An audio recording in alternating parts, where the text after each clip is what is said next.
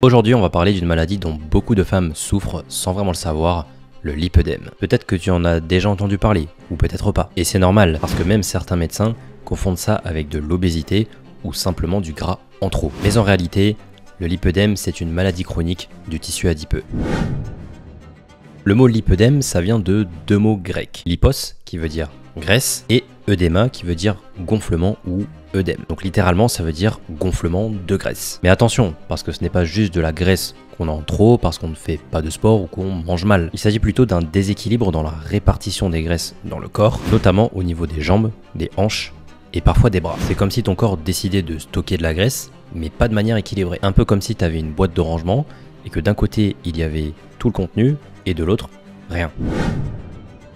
C'est une adipopathie, c'est-à-dire une maladie du tissu adipeux, qu'en gros, la graisse. Les cellules graisseuses, qu'on appelle les adipocytes, se mettent à grossir et à se multiplier dans certaines zones précises. En plus, il y a une dysfonction du système lymphatique. Le système lymphatique, c'est un réseau de vaisseaux, un peu comme des petites autoroutes, qui transportent un liquide transparent qu'on appelle la lymphe. Ce liquide sert à nettoyer les déchets, transporter des protéines, ou encore des cellules immunitaires. Chez les personnes atteintes de lipœdème, ces vaisseaux lymphatiques fonctionnent moins bien dans les zones touchées, ce qui provoque une stase, c'est-à-dire un ralentissement. Résultat, les bras ou les jambes gonflent, surtout en fin de journée. Mais le pire dans tout ça, c'est que cette graisse-là, elle est résistante au sport, parfois à certains régimes, ou même encore à certaines chirurgies classiques. C'est pour ça que beaucoup de femmes se sentent incomprises, parce qu'on va leur dire « fais du sport ». Fais attention à ce que tu manges. Mais le problème, ce n'est pas un manque de volonté, c'est une réelle pathologie.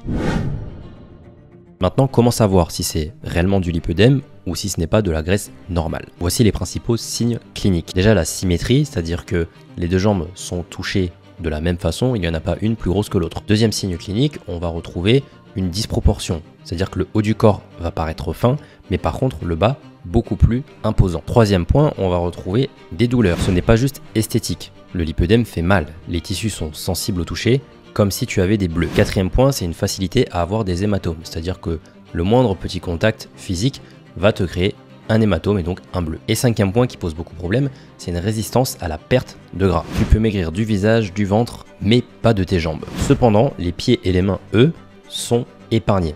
Et ça, c'est un sacré indice.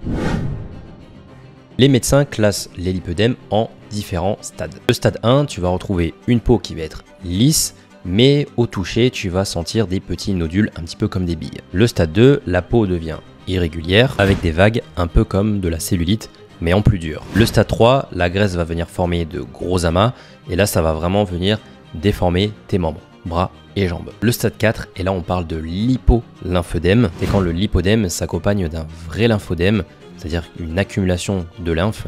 Là, les jambes sont très gonflées. Ce qui est fou dans tout ça, c'est que le lipœdème peut arriver dès la puberté parce que c'est une maladie hormonodépendante. Donc les grandes étapes hormonales comme la puberté, la ménopause ou encore la grossesse peuvent aggraver la maladie.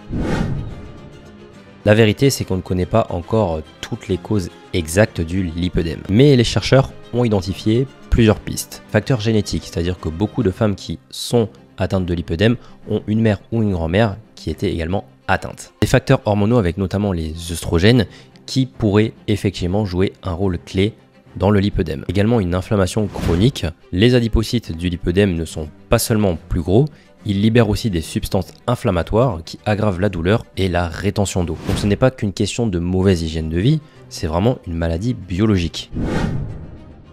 Maintenant la grande question c'est, est-ce qu'on peut réellement guérir du lipœdème? Pour l'instant, il n'y a pas de traitement qui le guérit totalement. Mais il existe des solutions pour améliorer la vie des patientes. Premièrement, les thérapies conservatrices, comme par exemple le drainage lymphatique manuel, donc c'est des massages spéciaux pour stimuler le système lymphatique, ou encore des bas ou des collants de compression pour limiter le gonflement, mais aussi une activité physique adaptée, comme l'aquabike, la marche, la natation, pas pour brûler la graisse, mais pour améliorer la circulation. En deuxième point, on va retrouver aussi la chirurgie spécialisée, avec notamment la liposuction lymphologique, qui est différente d'une liposuction esthétique. Elle doit être faite par des chirurgiens spécialisés, car l'objectif, c'est de retirer la graisse pathologique sans abîmer le système lymphatique. Et attention, les régimes miracles ou le sport trop intensif ne font pas disparaître le lipœdème.